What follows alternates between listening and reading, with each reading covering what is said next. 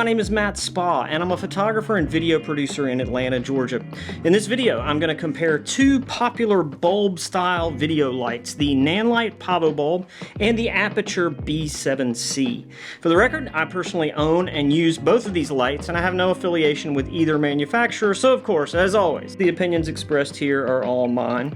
If this is your first visit to my channel, I make videos about all things audio, video, and photo related. If that stuff lights you up, I hope you'll consider subscribing. The Nanlite Pavobulb and the Aputure B7C lights are very similar in form factor and similar in terms of the types of problems that they can solve for you on set. But there's one key difference that will affect how you use these bulbs, and that's in how they're powered. Both of them have this E26 or 27, depending on what part of the world you're in, the same base through which they receive power. But the B7C has an internal battery, which I initially thought made it kind of like the more elegant solution of the two. But I found in use that in certain situations, that limited battery can be a problem. Before I go any further on that, let's take a look at the similarities between the two. The B7C comes in a box with a really nice foamy cradle to protect it and includes a drawstring sock kind of case thing. The Pavobulb comes in a tube and it has a USB-A to USB-C cable included. Both bulbs have that standard E26-27 base through which they can be powered. Both of them have a CRI score of 95 or better, and both have a TLCI score of 96 or better. Both of them are wide-range CCT bulbs with RGB capability. The Aputure B7C has a wider CCT range going from 2000 to 10,000 degrees Kelvin, while the Pavobulb only goes from 2700 to 7500 K. Both can be adjusted with onboard controls or through a phone app. The Pavobulb can also be controlled with the Nanlite remote, which I've used a few times. It's not really my preferred method of controlling my lights, but it gives basic control over up to 12 Nanlite fixtures, and it's kind of a nice accessory to have. It's 12 bucks. Just buy one and throw it in your bag. The Pavobulb can also be controlled via Wi-Fi, using a Wi-Fi hub that, according to Nanlite, provides reliable performance over a much larger area. So if you have a lot of fixtures in a big space, might be worth considering.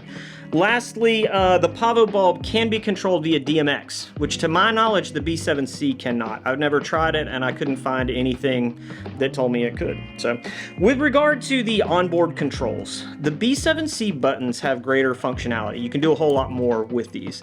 And that may be a huge selling point for some, but in my opinion, they almost give you too much control. My fat fingers mashed two buttons at once when I was on set, just trying to power on the bulb, and it went into either maybe AC or DC mode or something like that, and I couldn't get it to function. And I was, like I say, I was on a job in front of people that are paying me because they think I know what I'm doing, and so, you know, that was an issue. Now, I guess shame on me, maybe, for not understanding the functionality of the bulb better before I took it on a job, but it's just a level of complication that for me was a problem. Like I said, it may be a huge selling point for some buyers that don't want to deal with a remote or having to control it with your phone or something like that. But anyway, the Pavobulb is 30% more powerful at 10 watts versus 7 watts on the B7C, but the listed output ratings for both are roughly the same. And I think it's down to the beam angle, or maybe like the spread of light from this. The Pavobulb, because of its shape, it seems to spread light over a larger area. So more powerful light, but distribution of that light over a larger area equals the same brightness rating. One other thing on the shape, which, here you go.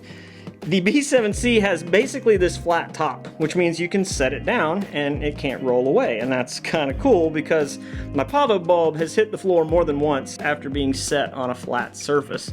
When it does hit the floor, it bounces higher because the Pavobulb is a lot lighter. It only weighs 170 grams versus the 240 grams of the B7C. I'm not sure this is of any real consequence, as using the Pavobulb outside a powered fixture means adding a battery, which ultimately makes the whole thing a lot heavier. As I mentioned, what sets these bulbs apart from each other is how they are powered, which doesn't really seem like a huge deal until you actually use them on set. I first purchased a pair of the B7Cs because they were on sale, and like I said before, I thought that internal battery made them the more elegant solution. And I used them on a couple of shoots, and I had a problem, and the problem was not the battery per se, but the fact that when that battery got depleted, the only way to power the bulb was through a live E26 or 27 receptacle. There's no other way to get power to that bulb, and while I'm on that, unless you have the charging case, you have to unscrew a bulb from a lamp somewhere to charge the B7C, and that's a bit of a bother, particularly if you're on set somewhere. I ultimately ended up buying a pair of E26 to 120 volt AC power adapters so that I could easily charge these at my battery charging station or from any AC outlet. These little adapters are actually really handy if you're on set too and a bulb dies. You can run an extension cord to it, provided of course that it's not screwed into a non-functioning lamp fixture, and then it's tape or zip ties or Velcro or just whatever else you've got on hand to get the job done. Battery life for the B7C is listed at 70 minutes at 100% output, and that seems pretty accurate. I typically get about an hour at full output. The Pavobulb is only limited by the capacity of whatever battery you plug into it. Nanlite claims 5.5 hours with an NPF 970 battery, kind of the biggest of the Sony style batteries. That drops to, I think, 1.7 or 1.8 hours with an NPF 550, the smallest of that kind of series of batteries. In this shot, I placed two B7C bulbs in the bookcase on the left to lift the shadows in this bookcase on the right and keep that area from going so dark. It worked great until I got to my third or fourth interview subject and the battery on one of the bulbs died. Now, some would argue, and rightly so, that I'm not using these bulbs as intended, but I had a problem to solve, and this seemed like the best way to go about it. If those had been Pavobulbs, I could have powered them with any battery source that could output to the USB-C port on the bulb. Nanlite also makes a couple of AC and DC power options. There's this round magnetic base that has an AC input that for some reason does not include an AC cord. I'm not sure why.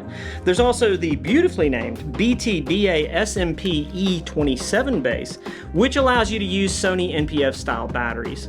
One cool thing about this base is that it has a 1/4-20 screw input on the bottom, which gives you some additional mounting options. I love stuff like that, it's a multitasker. I also use Pavo tubes from Nanlite, and so I have the battery handle that has a USB-C cable output that'll also power the Pavobulb.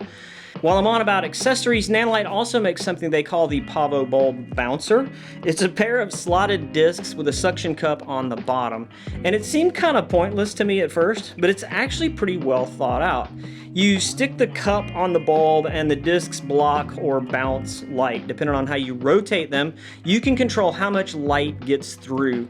I found this really helpful when I wanted to control how much light was coming out of the top of a lamp fixture. You know, if you got like a round shade, it works surprisingly well. So, what's the bottom line? I obviously own these, I use them both regularly, and I think that if you're using these types of bulbs, strictly as practicals and powered lamp fixtures, the Aputure B7C is a really elegant solution.